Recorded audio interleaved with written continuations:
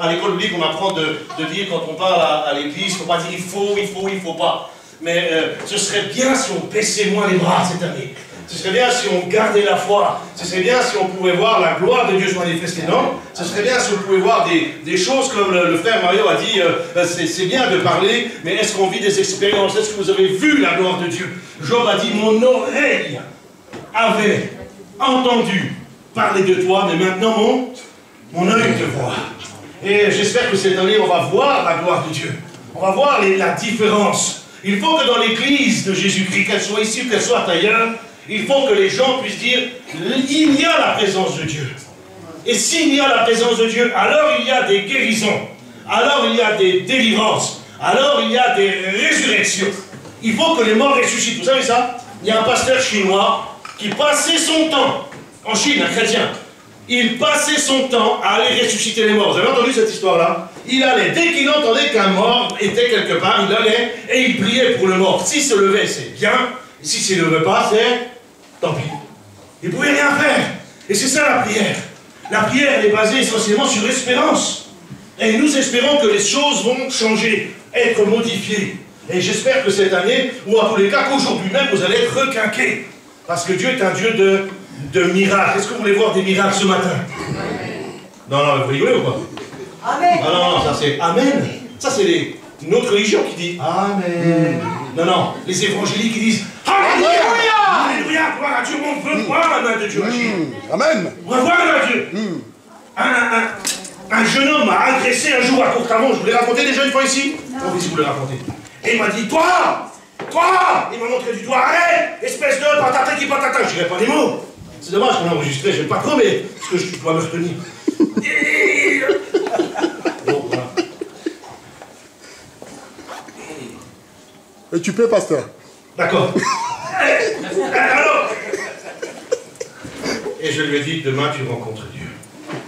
C'est pas moi qui ai parlé, c'est le Saint-Esprit qui est en moi. Ouais. Et le lendemain, j'entends dans ma tente, à côté, un énorme bruit, des cris, et le gars était mort par terre. Il était allongé. Il était allongé. Et les gens commençaient à paniquer. Le jeune, en plein Courtavon, à côté du lac, faisait la Courtavon pour certains. On était là à faire l'évangélisation. Et je me suis levé, je me suis dit, là, on va rigoler. Là, on va rigoler. Et alors, les jeunes, je suis arrivé, ils voulaient faire le 18 et tout. Je dis, attendez. Je vais vous montrer quelque chose maintenant. Je vais vous montrer quelque chose. Une vingtaine de personnes. J'ai mis la main, vous savez, quand c'est Dieu qui fait, on n'est que l'instrument. Hein. On n'est pas les résus. On n'est que l'instrument de Dieu. J'ai posé la main. J'ai dit, reviens à la vie maintenant là. Reviens à la vie là. Et le gars, il a ouvert ses yeux. C'est moi, hein. Il n'y a plus rien dans sa vie. Quand Dieu est puissant, quand Dieu fait les choses. Amen. Quand Dieu fait les choses. C'est pour ça que cette année, on va vivre ces choses à l'église ici, non? Amen. Amen. Ailleurs, ce qui se passe, c'est pas grave. C'est pas notre problème. Mais ici, dans la communauté, là, il faut qu'on vive ça. Amen. Il faut que vous puissiez voir ça. Que quelqu'un le raconte, parce que j'ai vécu plein de choses, moi j'aime bien les miracles, c'est mon truc. Que quelqu'un le raconte et le vive pour lui-même, c'est quelque chose. Mais que vous puissiez voir, c'est autre chose. Amen. Est-ce que vous voudriez voir ça? Amen.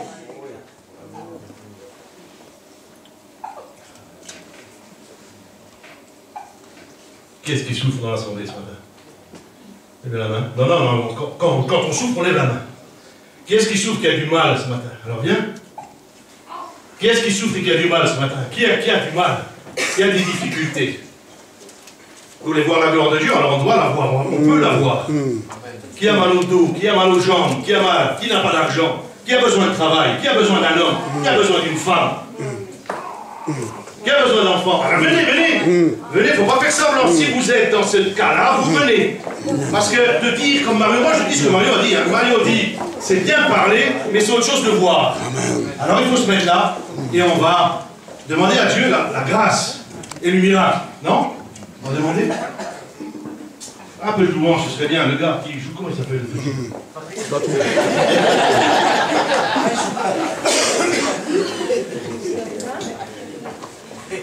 Il faut que les choses changent. Viens jouer un peu, tout léger, un petit peu de louange, mon frère. Moi, tu voulais rester là?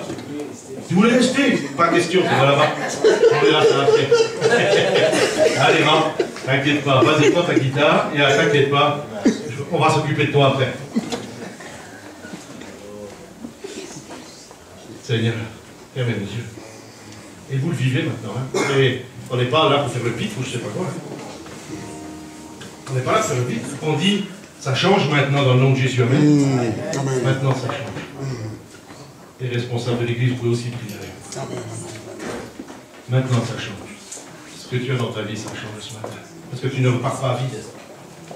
Tu ne repars pas à vide. Ce matin, tu ne repars pas à vide. Écoute ça, c'est des paroles prophétiques. Elles ne sont pas toutes prophétiques, mais quelques-unes vont être prophétiques. Tu ne repars pas à vide ce matin. Dans le nom de Jésus-Christ. Tout doucement, mon petit frère. Un chant tout doux et tout léger. Alléluia. Seigneur, maintenant, dans ta main. Le Seigneur te dit, tu ne repars pas à vide. Tu t'es avancé, tu ne repars pas à vide. Écoute ça. Écoute ça. Ce matin, tu t'es avancé, mais tu ne repars pas à vide. Tu ne repars pas à vide ce matin. Seigneur est dans ta main maintenant. Seigneur est dans ta main. On prie tous ensemble. Et on demande la grâce de Dieu.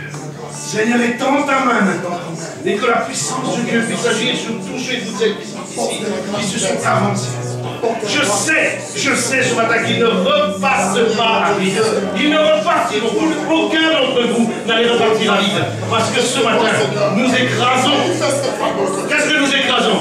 Les serpents, les scorpions et toute la puissance de l'ennemi déjà sur vos vies, nous l'écrasons. Toutes les œuvres des ténèbres sont condamnées.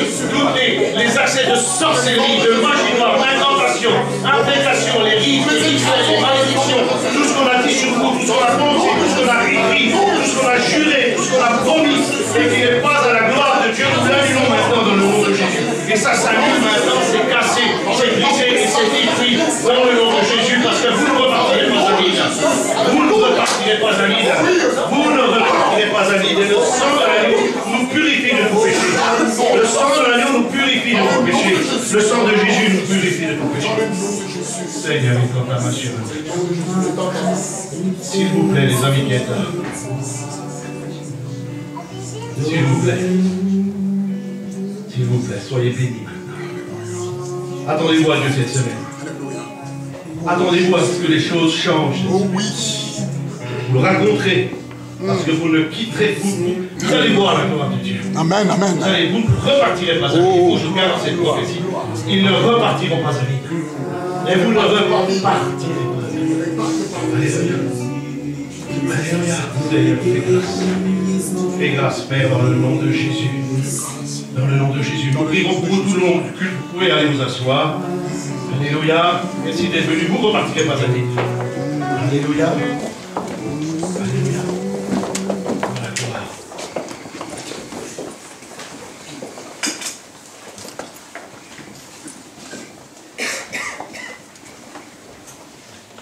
Vraiment, je souhaite dans l'Église qu'il y ait des choses qui changent, que les gens puissent s'approcher dimanche en disant, dimanche dernier j'étais guéri, dimanche dernier j'étais libéré, dimanche dernier, pendant la semaine j'ai vu ça, j'ai vécu ça.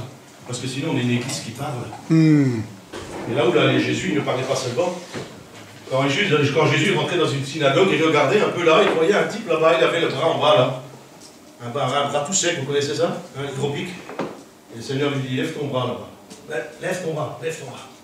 Et le gars lève son bras, il est guéri. Quand Jésus passait quelque part, les gens étaient guéris. Mais nous, quand on passe quelque part, les gens sont déçus. Vous allez dans une église, les gens sont déçus. Pourquoi? Parce qu'on ne fait que parler.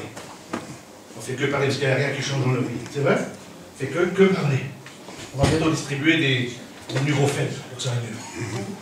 On va bientôt distribuer des choses pour que ça aille mieux. Puisqu'on n'arrive pas à la capillaire, on va distribuer des antidépresseurs. Hein? Alors que la puissance de Dieu est là. La puissance de Dieu. Moi j'aime les miracles. Et on va en vivre. On va en vivre. Oui, non? Amen, amen.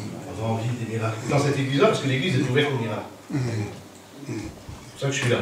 Et que nous sommes là avec ma famille. Parce que vous êtes ouverts aux miracles. Parce qu'on va voir la gloire de Dieu se manifester. Oui? C'est des petites choses que je vais raconter ce matin. On a déjà vu. J'ai préparé ça tout simplement, alors je ne sais pas si ça va plaire à tout le monde, mais bon, On va essayer de partager ça. On va mettre Michée. Chapitre 6 et verset 8. Ce sont des petites choses qui vont nous régler un peu. Vous savez, on fait des réglages. Un peu, on change les bougies. Qu'est-ce qu'on règle encore? Gasoil, mazout, voiture. Ce qui est bien et ce que l'Éternel demande de toi ce matin. Parce que des fois, l'Éternel demande quelque chose de nous. Il souhaite que nous pratiquions, que nous aimions, que nous fassions quelque chose. Il y a des comportements à avoir. Et des fois, dans les églises, les comportements sont très suspects. Il y a des comportements dans l'église, des fois, ils sont très suspects. Ce qui m'a fait plaisir ce matin, c'est qu'il y a un frère qui a préparé la Sainte Seine. Vous savez, ça fait plusieurs dimanches que je viens. Et on est là. Et celui qui prépare la Sainte Seine, c'est le pasteur. Comme si c'était le boulot du pasteur de préparer la Sainte Seine. Je me dis, mais je rêve ou quoi? Alors j'ai envie de crier un peu, mais je ne vais pas le faire parce qu'on est enregistré. Mais j'ai envie de crier. J'ai envie de me dire, comment ça se fait que ce soit le pasteur qui cherche les gens, quand il arrive ici, il doit des fois mettre la bouteille de gaz, et quand il a fini de la bouteille de gaz, il doit préparer la Sainte Seine, alors qu'il y a des gens qui sont ici. Vous ne croyez pas qu'il y a un problème quelque part? Amen. Vous croyez qu'il y a un problème quelque part? Amen. Ben, je crois qu'il y a un problème. C'est difficile de mettre du vin dans un verre ou quoi? Alors demain on fera... Hein? Non, on fera rien. Mais, je me dis, mais quand même, il y a quelque chose qui ne va pas. Il y a des comportements, je me dis, hey, l'église, vous faites quoi? Vous en êtes où là? Vous venez, vous asseyez, vous mangez, vous repartez. Vous foutez de nous, quoi. Vous croyez que les pasteurs, ce sont des vaches à traire? Franchement, vous croyez qu'on est des vaches à traire? Mais vous êtes aussi impliqués. Souvenez-vous ce que Mario a prêché. C'est quand vous allez vous engager? C'est quand une église va s'engager pour Dieu? C'est quand est-ce que les gens vont se lever et dire, je m'engage? À quel moment vous allez le faire? Quand il y aura l'enlèvement, juste avant, 3 jours avant. Ah, Jésus revient mercredi matin. Moi, je vais travailler pour le Seigneur maintenant. Mon gars, chez nous, au Bourgogne, on dit mon gars. T'en es où, là? Alors, s'il vous plaît, laissez le pasteur tranquille et préparez la Sainte Seine la prochaine fois. Amen. Parce que si je vois que le pasteur... moi, je me lève alors. Moi, je suis pas encore... J'ai pas signé encore chez vous. Donc, j'ai le droit de parler. J'ai le droit de parler. Parce que je suis du petit je m'en fous, je m'en vais. Je m'en fous, je m'en vais. Franchement, j'en ai rien à faire de votre histoire, là. Mais ce qui serait bien, c'est que le pasteur ne prépare plus la Sainte Seine. Et que quand il vient ici, oh punaise, hein, on dit oh punaise, les Français disent oh punaise, comme c'est bien quand tout est prêt. Plutôt qu'ils s'angoissent avant de venir, se dire oh punaise, est-ce que tout est prêt? Ah, il y a des comportements suspects. Alors ce que Dieu veut, c'est qu'on pratique la justice. La première chose que Dieu souhaite, ce qu'il voudrait, ce qu'il souhaite de nous, de l'Église, c'est que nous pratiquions la justice. C'est quoi la justice? Si je te demande aujourd'hui de pratiquer la justice, c'est quoi la justice? C'est quoi pratiquer la justice? Quand Dieu dit que tu dois la pratiquer, c'est pas que tu dois l'étudier, c'est pas que tu dois l'aimer, c'est pas que tu dois mais tu dois la pratiquer, c'est-à-dire faire, mettre en œuvre quelque chose dans ta propre vie, c'est ça pratiquer la justice, c'est mettre en œuvre quelque chose, te lever, marcher, c'est quelque chose, c'est ça. Mais le reste, c'est que la parole, si tu le fais pas, non, mais non. Mais non, il y a trop de gens qui foutent rien. Faut pas, à mon avis, faut pas filmer le blogueur. Faut pratiquer la justice, c'est être juste avec l'autre. Point. Premier point. Le deuxième point, c'est quoi? Pratiquer la justice, c'est respecter l'autre. S'il y en a un qui touche à sa vie à lui, là, eh ben il a une baffe. Vous savez ça? On doit respecter celui qui est à côté de toi. Tu dois le respecter. Oui, mais il y a quoi? Qu'est-ce qu'il y a? Qu'est-ce que dit la Bible? Tu seras jugé de la même façon que tu as jugé. Et tu seras mesuré de la même façon que tu as mesuré. Alors les Arabes disent, escoute. Ça veut dire, tais-toi. Les Arabes disent, escoute. Ça veut dire, tais-toi. Il y a des choses qu'il faut vraiment changer. Vraiment changer. Il faut savoir respecter l'autre. Ça, c'est la justice. La justice commence par le respect de l'autre. Par le respect de l'autre. Si tu crois que tu es mieux que l'autre, alors tu as besoin d'être délivré et guéri.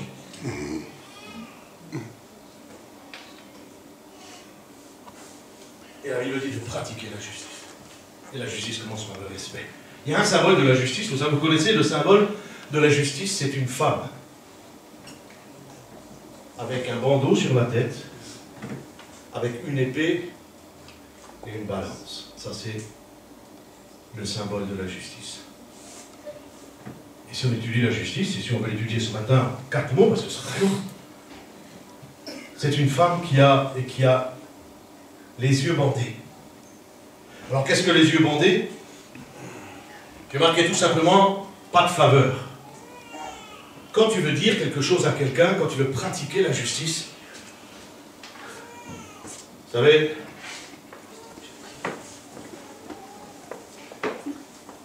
je vais dire quelque chose. On n'est plus doux, nous les hommes, avec les femmes, qu'entre hommes. Si je dois dire quelque chose à cette fille, je lui dis, ça va pas ou quoi? T'es malade, ça faut pas faire. Mais si je vais voir une femme, je lui dis, oh ma soeur, faut faire attention. Vous voyez, on n'a pas le même comportement. Vous voyez ce que je veux dire? On n'est pas pareil. Et la justice, si tu veux vraiment pratiquer la justice, il faut que tes yeux soient bandés. Il ne faut pas que tu vois, il ne faut pas que tu vois, amen, amen, amen, amen. Tu ne vois pas qui est en face de toi. Tu dois dire, faire et réagir sans voilà. Sans se retenir. Sans se retenir. Amen, amen. C'est la justice. Et s'il n'y a pas ça, alors on est des rigolos. Alors on est rigolos. Mais c'est comme ça que ça fonctionne malheureusement. On a plus avec un homme qu'avec une femme. On prend plus de gants. Or la justice, elle a un bandeau. Elle est neutre, la justice. Ce que tu dois dire, dis-le. Si tu as quelque chose à me dire, c'est pas la peine de passer par je sais pas quoi. Il faut le dire. Si je fais trop de bruit avec mon tambourin, tu dis, Jean-Mich, tu nous casses la tête avec ton tambourin. Il faut le dire. Si tu dis, Jean-Mich, alors, il faut le dire. Même à un pasteur, il faut le dire. Parce que quand Dieu doit parler à un pasteur, vous voyez qui se gêne? Demande à Nadia le nombre de songes qu'elle a eu sur moi. Demandez-lui combien de fois le Seigneur se permet de parler à cette sœur. Plutôt que de parler à moi, je pourrais dire, mais Seigneur, pourquoi tu ne parles pas directement à moi? Pourquoi tu passes par Nadia? Pourquoi tu le parles dans un rêve pour moi? Je suis sourd ou quoi? Je suis bête? Je parle pas le français? Mais tout passe par cette sœur, je ne sais pas pourquoi, et ça depuis 15 ans. 15 ans. Ben, c'est comme ça. Mais des fois, vous savez, ça me fait transpirer. Hein. Si vous voulez pratiquer la justice, n'essayez pas de plaire à l'autre. N'essayez pas de plaire à l'autre. Vous n'avez rien. Ça n'amène à rien de plaire. Vous savez, stop. Galates 1, 10. Galates chapitre 1 et verset 10. N'essayez pas de plaire à l'autre. Si vous voulez noter ou retenir quelque chose ce matin, Galates 1, 10. Ça, c'est Simeon.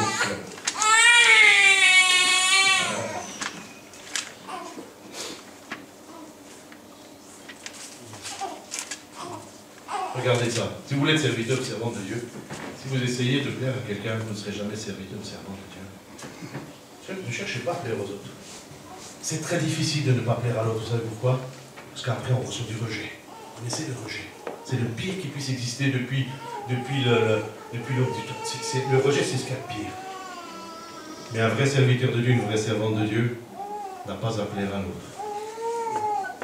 Je n'ai pas à plaire si je veux être serviteur de Dieu. C'est très difficile. C'est très difficile. Mais c'est une règle pour être serviteur de Dieu. Amen. Amen. Amen. Cette femme a donc le bandeau, donc c'est de ne pas plaire aux autres, de faire ce qu'il y a à faire. C'est le premier point. Le second point, elle a une balance. Qu'est-ce qu'on fait avec une balance? On équilibre les choses. Est-ce que les chrétiens sont équilibrés? Est-ce que vous vous sentez équilibré? Est-ce que vous ne penchez pas trop d'un côté ou de l'autre? Il y a certains chrétiens qui ne parlent que de démons, comme moi par exemple. Des fois, je dois me rééquilibrer. Comme j'ai le ministère de délivrance, et que je pratique ça, et qu'on fait plein de trucs dans la délivrance, on a tendance à pencher du côté de la délivrance. Quelqu'un d'autre ne prêchera que sur la guérison. L'autre ne parlera que de la fin des temps. Un autre ne parlera que de l'Apocalypse. Un autre ne parlera que de la Genèse. Un autre... Et on penche du côté qu'on va tomber. Et c'est pour cela que la justice nous amène à régler ça et à être équilibré. Et je vous encourage à réviser votre vie chrétienne et à rééquilibrer les choses. Ça, c'est la justice. Il faut savoir équilibrer et être équilibré. Et être équilibré. Dans les choses de Dieu et par sa parole. Ça, c'est la balance. Mais il faut que je passe, sinon c'est parce que c'est long. Proverbe 11, 1, s'il te plaît, et Proverbe 20, 23. Proverbe 11, 1.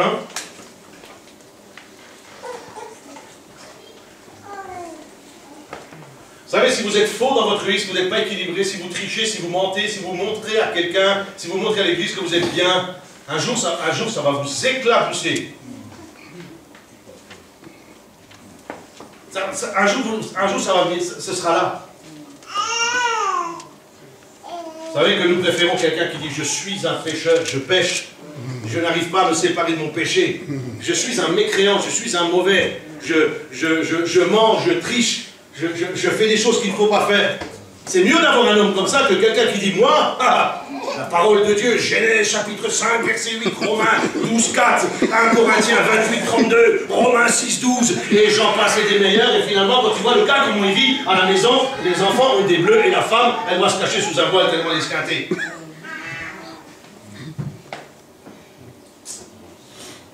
Il est préférable que vous veniez dire « Je suis pécheur et j'ai besoin de repentance. Je suis pécheur et j'ai besoin d'être libéré. » Ça oui. Mais les petits gars, les petites femmes là qui disent « Moi je... » Non. C'est pour ça que la justice, elle équilibre les choses. Et si vous êtes faux, la balance fausse est en horreur l'Éternel.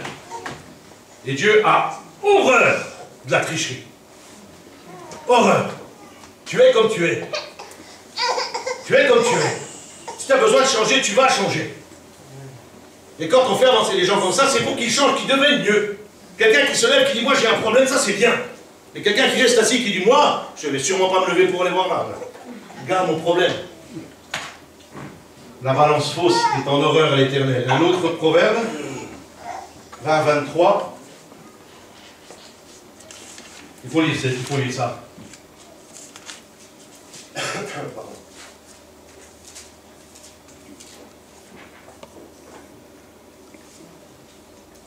Proverbe 23. Je dois lire ou il va venir tout de suite? Il vient, hein? Il arrive. Il arrive. D'accord. Et le troisième point, ce sera le glaive. Vous savez que cette femme, donc le bandeau, elle a la balance, ça c'est la justice. Elle équilibre les choses. Ne regarde pas si c'est une femme ou un homme. Ne regarde pas si c'est un ministère ou quoi que ce soit. Vous savez, je crois que le pire dans une vie chrétienne, c'est d'être vraiment dans l'esprit. Quand vous avez le Saint-Esprit, vraiment, vous êtes mal. Hein? Tant qu'on n'a pas trop le Saint-Esprit, ça va, mais quand vous êtes rempli du Saint-Esprit, vous recevez des choses de Dieu. C'est là que ça devient grave, parce que vous recevez des choses sur les autres. Et vous devez normalement les dire, je dis. Normalement les dire. Vous recevez des choses du Saint-Esprit. Et c'est ça qui est un peu embêtant. Quand on a l'Esprit, j'ai mangé avec des grands pasteurs qui se disent très grands, vous savez, des grands hommes, patati patata, à l'époque, patati patata. Et quand vous mangez avec quelqu'un et qu'à côté, vous êtes en train de manger, ils font la prière pour manger, et toi, tu reçois dans ton esprit, ce pasteur-là, tu dois lui dire ça, ça. Va, essaye. Tu es en train de manger, tout le monde est en train de rire, et toi, tu es dans l'esprit, tu es en train de recevoir une parole prophétique pour cet homme. Tu ne sais même pas comment tu vas lui dire. Parce que Dieu est juste. Parce que Dieu est fidèle. Il ne regarde ni l'homme de Dieu, ni quoi que ce soit. Quand il doit dire quelque chose à quelqu'un, il le dit, et il passe par quelqu'un d'autre. Et ça, il faut que dans l'Église, ça vienne encore plus.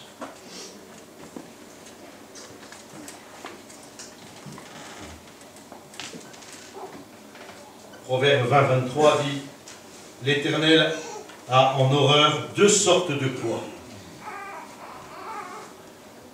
Il ne faut pas jouer avec Dieu, il ne faut pas s'amuser, c'est pas un jeu, Dieu. La parole de Dieu, ce n'est pas un jeu, la prière, l'Église n'est pas un jeu. L'Église n'est pas un jeu. Pour ça, avant, je disais, pasteur, il va chercher les gens, prépare la Sainte Seine, l'Église n'est pas un jeu. Et le message, et le seul message que nous ayons à l'entrée de 2015, c'est celui de Mario qui dit, il faut s'engager. Il faut s'engager, il faut faire quelque chose. Je n'ai pas dit qu'il faut prêcher, je n'ai pas dit qu'il faut prophétiser, je n'ai pas dit qu'il faut parler en langue. Je dis qu'il faut nettoyer la salle. Ça, c'est un ministère. J'ai dit qu'il faut nettoyer la salle. J'ai dit qu'il faut chercher une bouteille de gaz. J'ai dit qu'il faut arriver peut-être un peu plus à l'heure. J'ai dit qu'il faut peut-être chercher celui qui n'arrive pas, qui est malade. Ça, c'est l'église de Jésus. Mais l'église qui ne fait que parler n'est pas une église.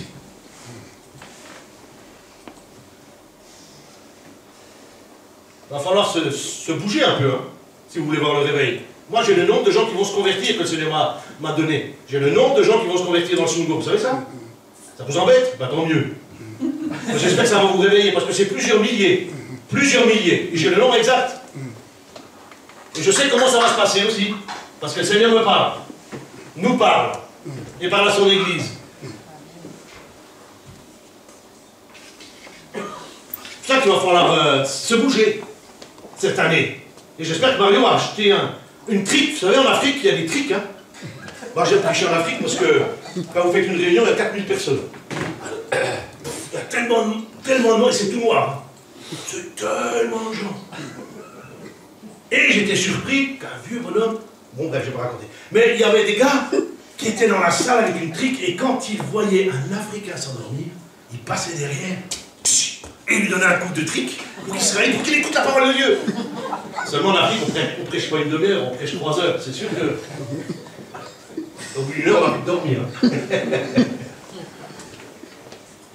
Il faut que l'Église change, qu'elle devienne vraiment l'Église de Jésus. Avec des délivrances, des guérisons, des libérations.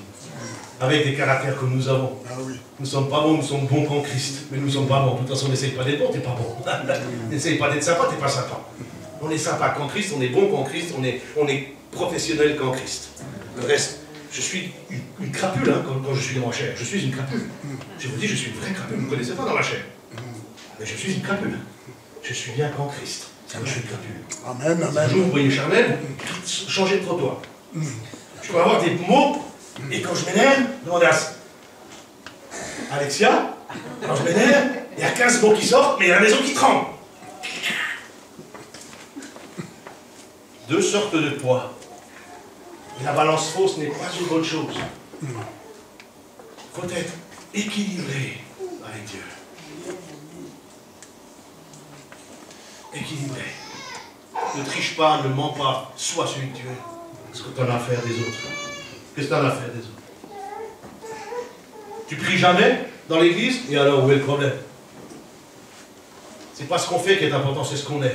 Vous savez ça? Je crois que Franck a dit ça la dernière fois. C'est pas ce qu'on fait, c'est ce qu'on est. Quelqu'un qui prie jamais dans l'église, vous croyez qu'on va aller le voir avec une triple, qu'on va lui... Bah, c'est quoi ça? C'est pas ce qu'on fait qui est important, c'est ce qu'on est. C'est ce qu'on est. Ce qu'on a le cœur en Dieu. Ce qu'on aime Dieu. Ce qu'on a la joie de Dieu. Ce qu'on aime le service en Dieu. Ce qu'on aime prêcher. Ce qu'on aime aller. Ce qu'on aime voir la gloire de Dieu. Arrêtez de faire aux autres, vous savez, il ne faut pas tout que je dise, mais arrêtez de faire aux autres ce qu'ils ne veulent pas faire. Arrêtez de faire aux autres ce qu'ils ne veulent pas faire. Ne forcez pas quelqu'un. Ne le forcez pas. Parce que vous allez le perdre. On a entendu à l'école biblique des gens qui sont venus avec leurs enfants, Jésus t'aime. Le mec là, il avait ras-le-bol, il y a 16 ans, ils s'en foutent de ça. Arrêtez d'essayer de convertir l'autre. La Bible ne dit pas de convertir l'autre, elle dit d'aimer l'autre. Et c'est qu'en aimant l'autre qu'il va se convertir peut-être. Mais arrêtez de bassiner les gens, de chercher à les convertir. On a entendu des messages dans l'école, des messages pendant 4 ans, mais c'est hallucinogénopathe, vous connaissez ça? Parce qu'on fait des choses qu'il ne faut pas faire à l'église, parce qu'on nous a formatés, parce qu'on nous a dit qu'il faut convertir les gens. Qui va convertir qui? T'arrives à convertir quelqu'un, Franck? On ne peut pas convertir, c'est le Saint-Esprit qui convainc de péché. Amen, amen, amen.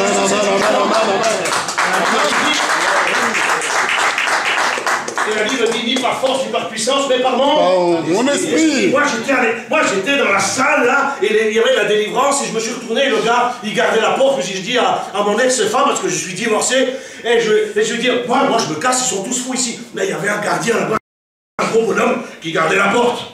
Il y avait de la délivrance, et il y avait 4 bonhommes qui étaient là, et qui disaient, sors par la fenêtre, sors par la porte. Et moi, je n'étais pas converti, j'étais là, assis tout devant, je dis, mais ils sont tarés, ces mecs-là, ils sont tarés. Ils sont fous. Et quelqu'un vient me dire, oh mon frère, il faut prier. Je lui dis, je vais t'en Dieu. Oh, je vais t'en mettre une, hein. Je vais t'en mettre une, hein. Et moi qui étais virulent comme point d'œil, que j'avais pas fumé depuis 2 heures, j'étais fou furieux dans la salle. Et le gars vient de dire de prier, mais va te faire voir, mon gars, moi je ne prie pas. Parce que moi, tu pries pas quand t'es pas convaincu. Tu pries pas. Et j'étais là assis, j'étais énervé. Énervé. Et quand j'ai repris ma... Je me dis, je vais pas taper là, je vais pas taper. Et tout d'un coup, j'ai senti l'Esprit de Dieu descendre sur moi. Ça a changé la donne. Hein. Amen, amen, amen. La vieille crapule, le crapaud, il a tout... En 3 minutes, je fumais plus, je buvais plus. Amen, amen, amen. Et je dis, il se passait quelque chose. Quoi? Même mon pasteur, enfin le pasteur que j'avais quand je n'étais pas convaincu, il me dit, je ne sais pas ce qui s'est passé. Je dis, non plus. Je ne peux plus boire, je ne peux plus fumer, j'arrive plus à faire ça. En plus, je pleure tout le temps. J'arrête pas de pleurer, je vois mes péchés dérouler. Que je vois mes péchés constamment zéro. N'essayez pas de convertir l'autre. N'essayez pas de convertir. Priez pour qu'il rencontre Dieu. Amen, amen, amen. Et n'essayez pas de le bassiner, parce que vous allez le perdre. Hein. Vous allez le perdre. Soyez juste avec vous-même, tranquille avec vous-même, équilibré. Si vous ne parlez pas de Dieu à quelqu'un, c'est pas grave. Mais la Bible dit que si tu donnes un verre d'eau à l'autre, c'est comme si tu donnais à Dieu, c'est ça, hein? C'est ça qu'il faut. Si quelqu'un soit donne-lui à boire avant. Donne-lui à boire. Et arrête de le bassiner pour ce qu'il se rend. Il ne le fera pas. Je vous dis qu'il ne le fera pas. Il ne se convertira que lorsque le Saint-Esprit le convaincra. Amen, amen. Tout le reste, et tu peux en baptiser, hein, pasteur, on peut baptiser des gens. Mais il y a combien de gens qui sont baptisés qui ne sont pas chrétiens? Vous savez ça? Combien de gens on a, j'allais dire, ça tourne. Alors je prends le bon mot français, on a mis dans l'eau. Alléluia! Et le gars n'est même pas convaincu. En plus, tu balances une bosse prophétique. Là. Mon frère, le Seigneur te voit prêcher en Amérique du Sud et tu verras les milliers de gens. Il n'est pas converti. Il n'est pas converti. Ceux qui doivent être baptisés, ce sont ceux qui ont rencontré Jésus. Amen, qui doivent confirmer leur appartenance à Jésus-Christ dans l'eau. Amen. Sinon, c'est du blabla.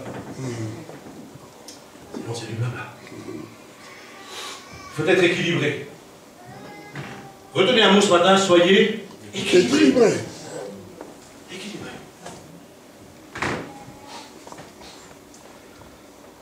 Et il y a le glaive. Alors le glaive, c'est bien sûr une épée. Et j'ai marqué là, il faut se faire violence pour pratiquer la justice, bien sûr, parce que la chair est toujours en train de nous casser la tête. Hein. Et le glaive permet de trancher et de couper, de trancher les choses. Il faut savoir trancher dans la vie. Oui. Il faut savoir dire non à ça et oui à ça. Il faut savoir trancher. Il faut savoir trancher, il faut savoir couper et il faut savoir arrêter les choses. Il faut savoir le faire. Quand j'ai décidé d'arrêter à Ferrette, j'ai dit j'arrête Ferrette. Hein, Claudie? J'arrête. C'est tout. Point. Quoi? J'arrête, c'est tout. J'arrête, je prends 1 an de tranquillité parce que vous me fatiguez de vos histoires. Oh, s'il te plaît. J'étais fatigué et je devais construire la maison, il y avait le bébé qui arrivait et je voulais visiter d'autres équipes. Bref.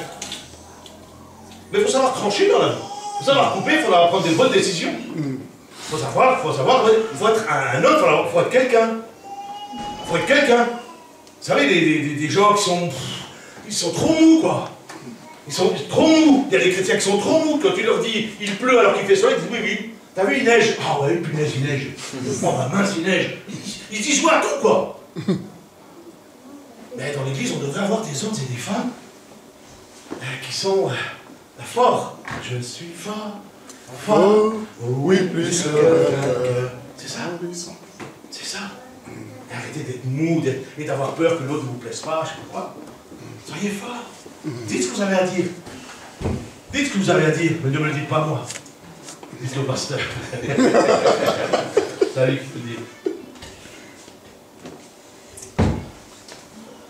Tu remets Michée, s'il te plaît, chapitre 6 et verset 8. Vous comprenez ce que je veux dire ce matin? Soyez soyez bien, quoi. Soyez tranquille, soyez bien. Faites grandir l'église, allez chercher les gens. N'essayez pas de convertir n'importe qui, de toute façon. Vous savez, là, un jour, j'ai prêché, j'ai évangélisé quelqu'un, et seul m'a arrêté, m'a dit, celui-là, il se convertira jamais. Il se convertira jamais. Il m'a donné une vision que l'alliance, elle était, non pas en or, mais en argent. Celui-là ne se convertira jamais. Mais quand tu dis ça aux chrétiens, ils disent, ah, mais je suis bon, il va le convertir, il va changer. Je dis, toi, tu t'es, parce que si tu étais Dieu, le jour que tu es Dieu, tu m'appelles, au téléphone. 06 21 33 34. Il y a des gens qui se convertiront jamais. Alors n'essayez pas de convertir celui qui ne pourrait pas. Allez, essayez de parler et d'aimer celui qui peut-être va se convertir. Mais si vous en avez un qui est toujours. Non, perdez pas votre temps. Perdez pas votre temps, et ça souvent. Pratiquer la justice, donc c'est mettre en œuvre. Donc après, à midi et 10, vous commencez à pratiquer la justice, n'oubliez pas. On la pratique, on n'a pas seulement écouté, on ferme la Bible et on rentre chez soi, on fait le poulet, on fait les frites, et on était dimanche au culte. Il n'en est pas question, vous allez faire quelque chose. Oui ou non? Amen. Vous allez faire quelque chose. Si vous avez une vraie église, il faut faire quelque chose. Oh oui. C'est que tu aimes la miséricorde. Alors ça va lever les cheveux de certains et certaines. C'est que tu aimes la miséricorde. Là, il n'est pas question de pratiquer la miséricorde et ça m'arrange bien. Il est question simplement d'aimer la miséricorde. Ça veut dire que tu n'es pas obligé de la pratiquer, mais tu dois au moins l'aimer. Alors, qu'est-ce que la miséricorde? Ça vient du latin miséricorde. Bon, à l'époque, c'était celui qui aimait la misère. C'était cette personne qui avait le cœur lourd à cause de la misère.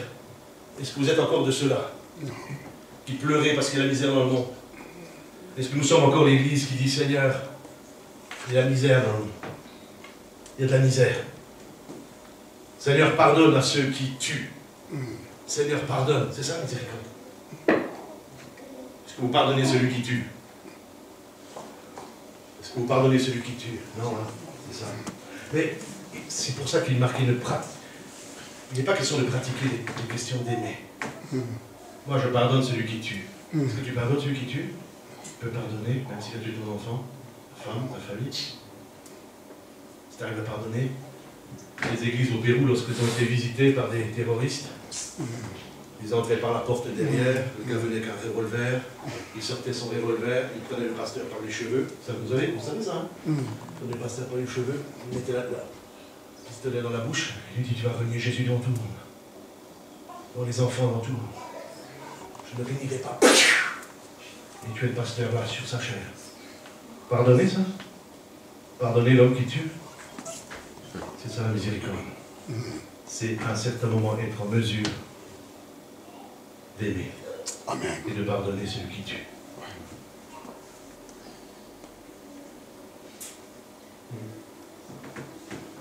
Il y a eu des massacres dans les églises. Des églises entières ont été brûlées, vous savez ça? Ils ferment les églises, ils entourent l'église, ils enferment, ils brûlent les gens. Vous entendez ça? Il faut lire ces choses. Et après, vous allez voir un pasteur, le pasteur dit, il faut pardonner. Tu arrives à pardonner? Des fois, on n'arrive pas à pardonner. Mais la Bible dit, si tu n'y arrives pas, c'est pas grave, mais aime au moins ceux qui pardonnent. Amen, amen. Ça te, tu vois, ça te calme un peu, quoi. Parce que Dieu nous a pardonné, il pardonne. Exactement. Mais certains les pasteurs ont des mots pour ça, pour arranger leurs trucs. Vous savez, nous, on arrive bien à tourner le truc, on a appris des trucs. Mais dans le monde réel, quand quelqu'un tue quelque chose, quand un homme viole, et qu'on demande après d'aller lui pardonner, tu arrives, hein, qui n'arrive pas. Et la Bible dit, il faut aimer la miséricorde. Il faut aimer la miséricorde. Je sais que c'est difficile, et que ça ne sera pas aujourd'hui. Mais il faut aimer la miséricorde. Il faut aimer pardonner. Il faut aimer pardonner. C'est aussi une règle dans la Bible.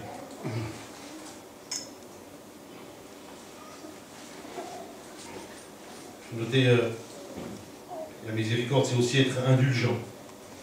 Aptitude à excuser, à pardonner les fautes, à ne pas les sanctionner sévèrement. Ça, c'est la miséricorde.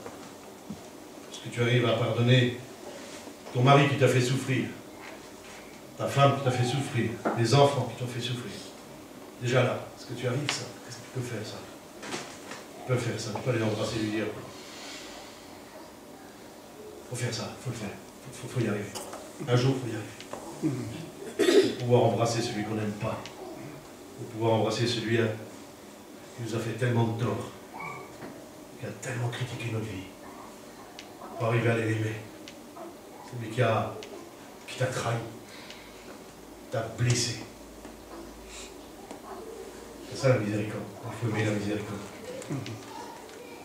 Il faut faire le bilan de sa vie. Qu'est-ce que j'ai dans ma tête? Qu'est-ce que j'ai dans ma vie? Qui est dans ma vie qui ne m'a pas pardonné? Est-ce qu'il y a quelqu'un qui est encore là en train de souffrir parce que je ne lui ai pas pardonné?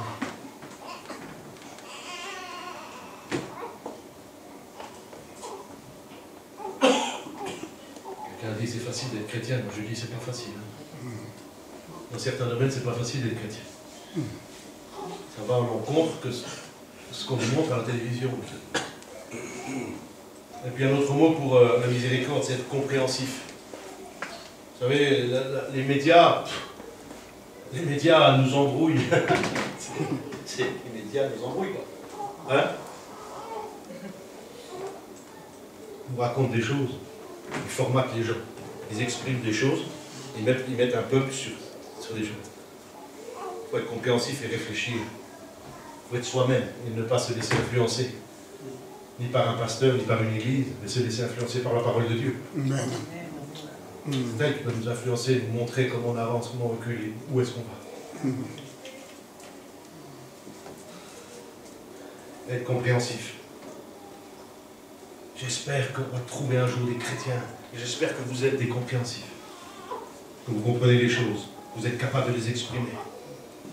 Vous n'êtes pas des moutons de panurge quand les médias disent vous êtes ci, on fait ça, si, on fait ça. Vous êtes capable de réfléchir de vous-même, par la parole, et même sans la parole, des gens compréhensifs, quoi. Des gens qui réfléchissent d'eux-mêmes.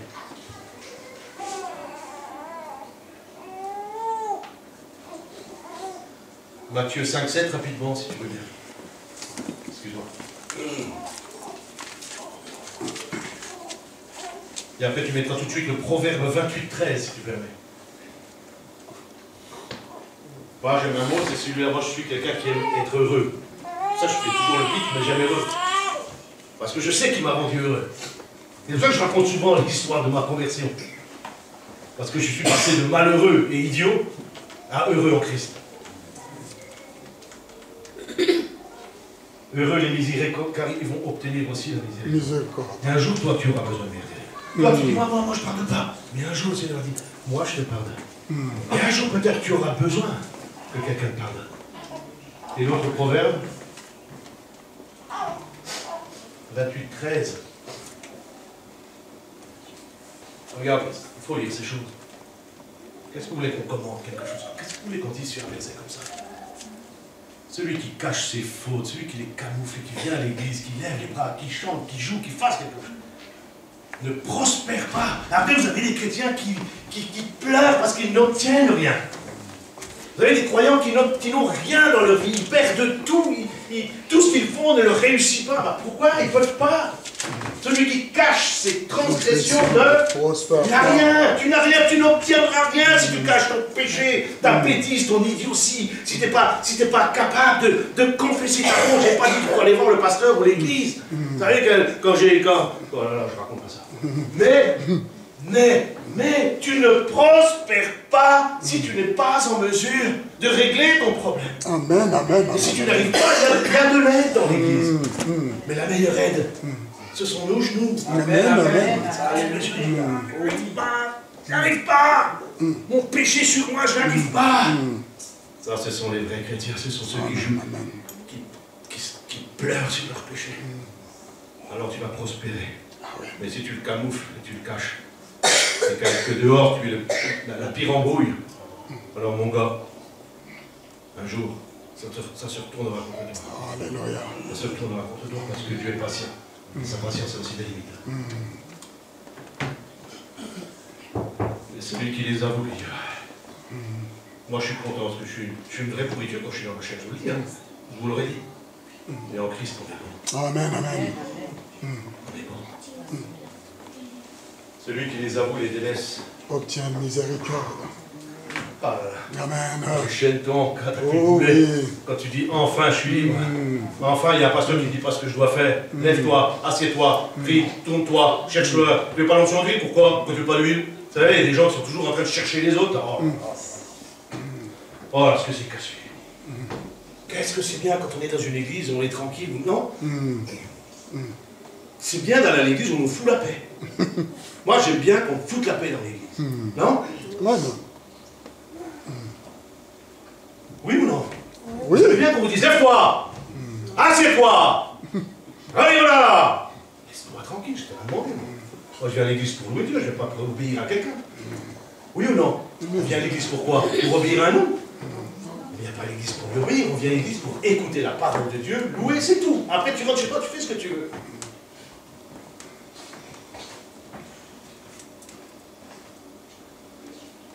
Et le dernier point, je ne sais pas quelle heure il est, mais bon. Ça va? J'ai encore 3 heures, c'est bon. Tu vois les poulets brûlés. Que tu marches humblement avec ton Dieu, je ne sais pas que c'est que manger les poulets, mais que tu marches humblement avec ton Dieu. Regardez que, Michée 6, pardon, Michée 6, 8. Et ça c'est, ça s'adresse à qui? Ça s'adresse à qui? Que tu ou que vous marchez humblement? Que tu ou que vous marchez humblement? Ça s'adresse à toi, pas au pasteur, c'est toi, exactement Jean-Jacques, c'est là, c'est moi. C'est à moi que ça s'adresse, c'est pas à l'autre, c'est pas au pasteur, c'est pas à l'église. C'est que tu marches, c'est-à-dire marcher, c'est fonctionner. Là, on n'est plus dans une attitude d'attente, on fonctionne, on marche, on fait quelque chose. Et que tu marches humblement avec ton Dieu. Et l'humilité, alors ça, dans l'église, eh ben, il faut la chercher, hein. Ah, il faut la chercher, l'humilité, hein. Tout le monde va être prophète, personne ne veut balayer l'église.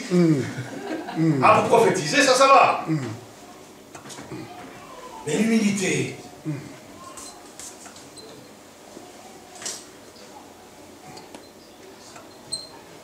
que tu marches humblement avec ton Dieu. C'est ça ce que Dieu te demande. Marcher, c'est modifier des comportements, c'est acquérir des compétences. C'est ça marcher, hein? Est-ce que tu changes? Est-ce que vous changez tous les dimanches un peu plus? Est-ce que la parole de Dieu vous fait changer tous les jours un peu plus? Est-ce que ça modifie vos comportements? Est-ce que ça modifie votre vie? Est-ce que ça modifie vos pensées? Ça doit modifier, c'est ça l'église, ça doit me modifier, me remettre en question. Ça doit m'humilier. Ça doit m'humilier. La parole de Dieu doit m'humilier. Le dimanche, je dois me dire, punaise, c'est encore ça, mais c'est vrai, ça dans ma vie, c'est pas encore mis à... C'est pas à jour encore dans ma vie. Hein. C'est ça l'église de Jésus. Marcher, c'est modifier des comportements. S'il vous plaît, si vous avez des comportements bizarres avec les autres, change-le. Amen, amen. Change-le. La dernière fois, nous sommes des pasteurs. Les gens viennent nous voir. Je vais vous dire quelque chose, vous allez me dire, celui-là, il nous casse les pieds. La dernière fois, je voulais prier avec quelqu'un dans la salle. Mais il y avait tellement de bruit avec la louange, je ne m'entendais pas parler. Les gars, de la louange, après le culte, il ne faut pas faire un boucan. Pas possible. Si vous voulez faire un peu de louange pour que la salle soit humidifiée d'amour de Dieu, je veux bien. Mais ne faites pas un boucan. Pas possible, on ne s'entend même pas parler. Oui ou non? Amen. Nous, les pasteurs, on doit prier, mais vous croyez que la personne avec laquelle on va prier, oui, pasteur, tu sais, moi j'ai un problème, j'entends rien, qu'est-ce que tu dis, tu veux... Non. Alors, il y a des comportements dans les églises qu'il faut changer. Alors, il faut respecter. Alors, c'est vrai, nous aimons la louange, mais désormais, je ne sais pas si le pasteur est d'accord, s'il n'est pas d'accord, il lève la main, il dit stop, arrête, je change tout de suite. Mais fais moins de bruit, afin qu'on puisse parler. Et si quelqu'un a besoin de prier avec nous, qu'on puisse au moins entendre ce qu'il a à dire. Amen, amen, amen. Vous savez, il y a des comportements, des choses qu'il faut changer. C'est pas grave. Moi, il va faire des tas. Mais c'est des petites choses qui font que l'église peut grandir. Parce que ça ne peut peut-être pas plaire à quelqu'un qui n'est pas converti, qui vient, qui rentre, qui va aller voir le pasteur pour lui parler, qui va lui dire, moi je voudrais bien rencontrer Jésus, mais il y a tellement de boucans dans mes oreilles, pasteur, que je reviendrai dimanche prochain. Mais entre dimanche et dimanche, il y a 15 millions de démons qui vont débouler, sur le ciel, ils vont descendre, ils vont lui casser la voiture, ils vont mettre la femme malade, et le gars se convertira. Jamais. Jamais. Et on aura loupé l'affaire. Oh oui. Et on aura loupé. Pourquoi? Trop de bruit. Comportement bizarre. Non? Amen. Ah si, si, c'est ça. C'est dommage. Alors s'il vous plaît, c'est ça l'humilité. L'humilité, c'est de comprendre les choses et de regarder comment ça fonctionne l'église. Vous êtes une église Et nous sommes, parce que je vais demander au pasteur de faire partie de l'église bientôt, mais dès que je fais partie de l'église, je signe rien, hein, parce que moi je vais être libre. Hein. Moi je vais parler quand j'ai envie de parler. Ne viens pas me faire signer, de toute façon je fais une fausse signature. Non, mais pas de casser les pieds avec tu fais ci, tu fais ça.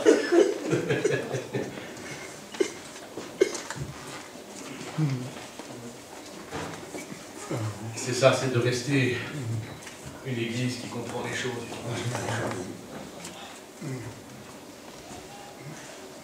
Et de ne pas faire n'importe quoi sous prétexte qu'on est chrétien. On doit respecter l'autre. Il faut le respecter. De toute façon, dans l'église, tu n'aimeras pas tout le monde. Il y a toujours quelqu'un qui va pas te plaire. Parce qu'il est toujours comme ça. Et bien tu vas te dire, mais pourquoi il ne lève pas les mains? Mais c'est pas ton problème. Vous savez, des fois, il faudrait botter les fesses au cul. Laisse-le tranquille, on ne t'a pas demandé. Si quelqu'un ne veut pas se lever, qu'il ne se lève pas. Vous êtes d'accord avec ça? Est-ce qu'on est obligé de se lever dans une église? Si le pasteur dit levez-vous, il dit levez-vous, pour respect de la parole, pour le respect de Dieu, mais tu n'es pas obligé. Tu n'es pas obligé de te lever. C'est pas obligatoire. C'est ça l'église de Jésus. Amen, amen. C'est ça l'église de Jésus. On n'est pas obligé.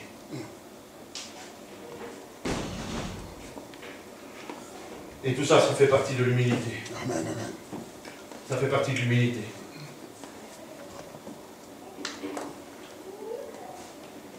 Quelques versets. Job 5:11. Regardez ce que fait Dieu avec les humbles. Vous notez ça. Regardez ce que fait Dieu avec une personne humble. C'est marqué, moi je ne dis rien maintenant. Job 5:11.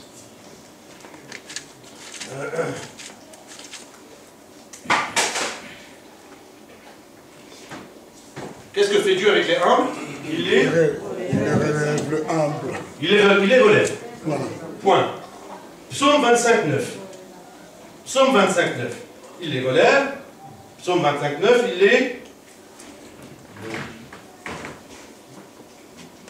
les Conduit. Il les conduit. Et encore, il les enseigne. Vous voyez que quelqu'un qui est humble, il a tout à gagner avec Dieu. Exactement. Tout à gagner avec Dieu. Psaume 138:6. Psaume 138:6.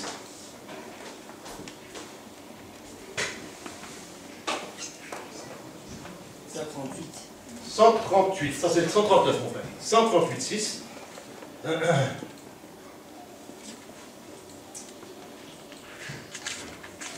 Il voit bien. On a tout à gagner quand on est humble. Lorsqu'on est soi-même, lorsqu'on est dans l'humilité, lorsque on a tout à gagner avec Dieu. C'est une merveille d'être humble. Il faut prier pour que vous soyez humble. Proverbe 3:34. Proverbe 3:34.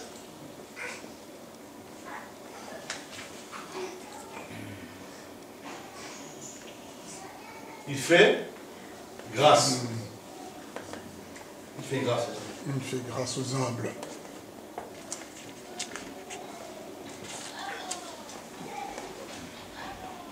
L'humilité, c'est ce que je voulais raconter. Elle commence par le respect des autres également, par la simplicité, d'être saint, de réagir normalement, d'avoir de bons comportements, que ce soit à la louange, dans l'église et dans votre famille. C'est ça l'humilité. Le reste, c'est que de la religion. Que de la religion.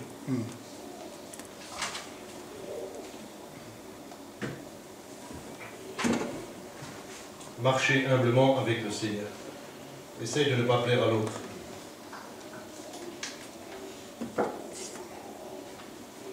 Modifie tes comportements. Essaye de modifier cette semaine les choses que tu fais d'habitude.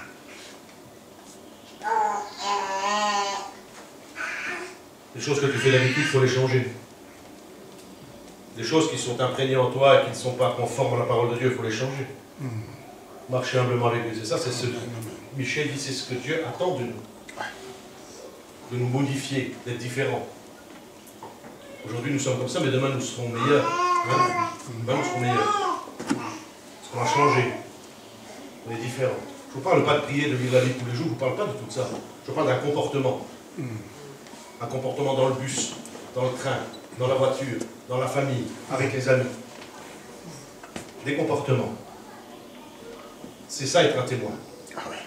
C'est ça être un témoin. Et quand Jésus dit qu'il veut que des témoins aillent dans le monde entier, il faut que tu sois un témoin. Et un témoin, c'est celui qui est simple, normal, tranquille.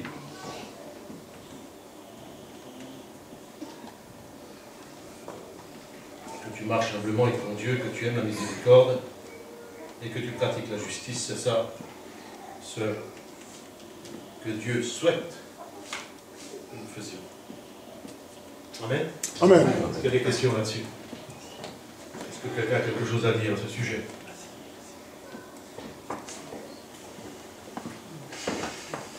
Oui. Bien aimé, je vais vous dire que des fois c'est très difficile de laisser tomber des habitudes, des personnes ou un travail ou des choses auxquelles on tient. Mais je vous garantis et je vous témoigne au fond de mon cœur et de mon âme que si vous laissez tomber vos mauvaises habitudes, quelles qu'elles soient, que ce soit une personne, un travail ou un loisir que vous aimez, je vous garantis que le Seigneur vous couvrira de merveilles. Et je vous rends hommage en vous disant que c'est vrai que j'ai des très bons revenus, mais j'ai une faillite civile et je ne peux pas, je n'ai pas de fiche de paye et je ne peux pas justifier de mes revenus pour faire un crédit. Et en fait, en laissant tomber des mauvaises habitudes, l'Éternel m'a béni 2 fois. Mon comptable s'est porté garant pour acheter une maison, pour me la louer. Et un frère et une sœur de l'église s'est porté garant pour que je puisse louer une maison au cas où la première option ne marcherait pas. Voilà.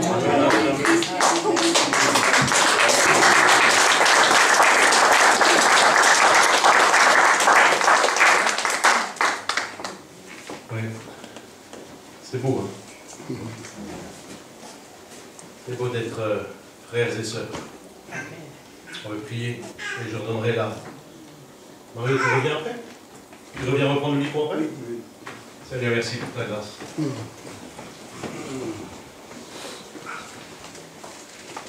Merci pour